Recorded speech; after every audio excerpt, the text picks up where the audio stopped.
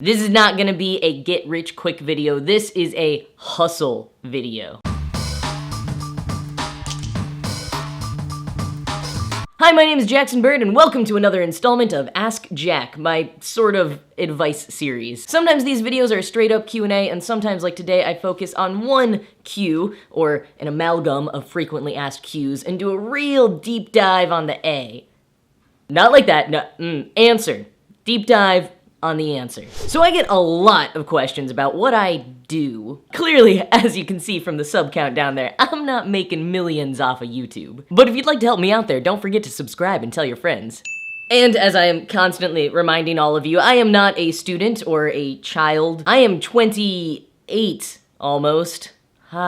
So I've been doing this paying my own bills thing for a while now, and I've never really had a traditional job, which tends to confuse the people of the internet. And even when I had a full-time 9-to-5 salaried job, it was still working for the Harry Potter Alliance from home while I picked up freelance gigs on the side. So not the most traditional of work. And nowadays I'm pretty much a full-time freelancer and creative. So because so many of you ask how I am able to do what I do and how you can do it too, I thought that I would share my top 5 tips for making money doing what you love. Disclaimer, this is not a quit your job and do what you love video. I am a realist. You can't just do that, usually. These tips apply whether you want to someday be a full-time freelancer, just earn some money on the side, snag your dream job that is a normal 9-to-5 job, or just level up anything that it is that you do. So here is my in no way professional advice. First, you gotta put yourself out there. If you work in video, photography, writing, design, it's a little bit easier because you can put your work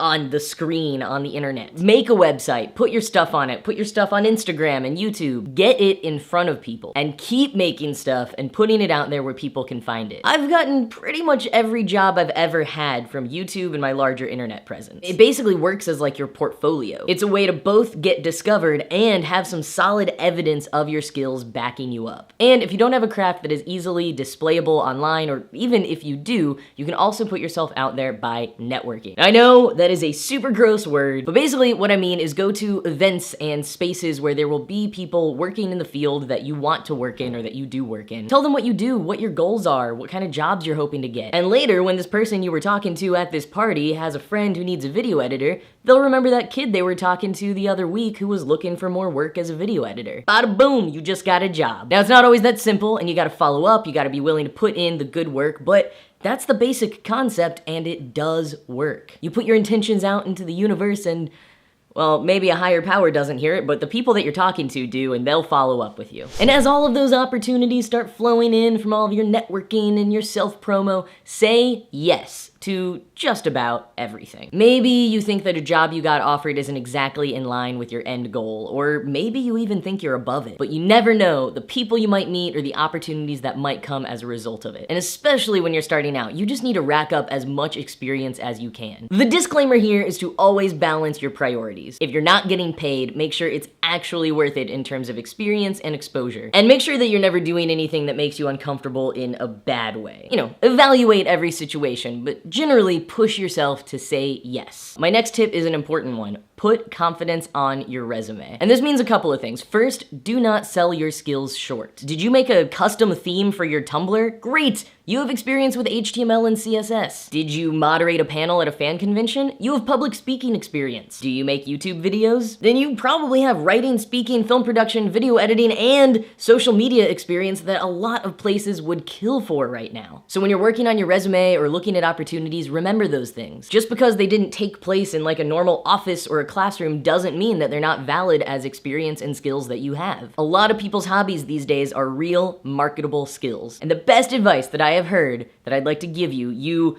audience of predominantly women and queer and trans people, is this. Conduct yourself with the confidence of a mediocre cishet white man. It'll do wonders. Now I know a lot of you might be thinking, okay, sure, I kinda know how to do that skill, but like not well enough for a professional setting. And that is a very good point. Don't lie about your skills. But also, if you're not sure how to do it or you wanna learn how to do it better, learn it. Look up what you don't know. There are so many online tutorials and classes that you can watch to learn or level up your skills. I cannot tell you how many things that I do every day for jobs that I learned from the internet. Anytime there's a particular effect I want to achieve in a video, I mean, heck, video editing in general, how to work with equipment, how to optimize SEO on my website, I mean, even how to write an invoice and format my resume. I learned it all from the internet. I love so much that we are able to use the internet in that way in this day and age, which is why today's video is sponsored by Skillshare, a fantastic website that lets you do just that. Skillshare is an online learning community with more than 17,000 classes in video, design, photography, entrepreneurship, and more. Premium membership gives you unlimited access to high-quality classes from experts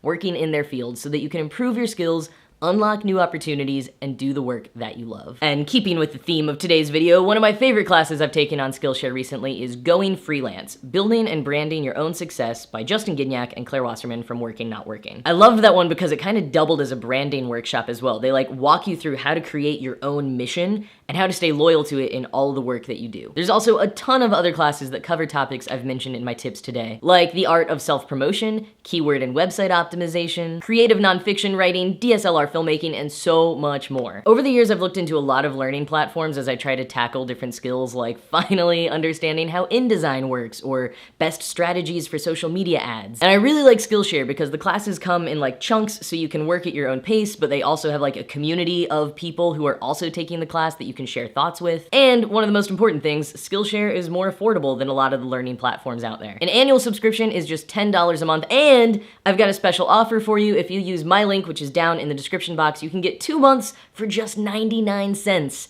Now that fits a freelancer's budget. So thank you to Skillshare for sponsoring this video and gifting everyone with so much knowledge. Oh, and hey, do you see how meta this video is? I put my work out there so cool companies like Skillshare notice. I said yes when they wanted to work with me. I confidently believed that I was a good fit for them. I looked up some tips for color correcting this video on their website. And I did one last thing. Because it is not enough to hone your skills, have confidence, say yes, and put yourself out there. You also gotta hustle. Doing what you love and making a living from it is hard. It is so much harder than taking an ordinary job with set start and end times that you don't ever take home with you, but you also maybe don't care about as much. It's like Versace's mom told him in American Crime Story, The Assassination of Gianni Versace, success only comes with hard work. There might be some luck, there might be some pure talent, but neither of those are enough without the early morning burning the midnight oil, flaking on friends, knuckle bleeding hard work. One of my favorite motivational stories is about Jim Carrey's dad, who always wanted to go into comedy as well, but took a safe job so that he could take care of his family. But when Jim Carrey was a teenager, his dad lost that safe job and the family struggled to survive. So Jim Carrey learned, and I think about this quote all the time, you can fail at what you don't want,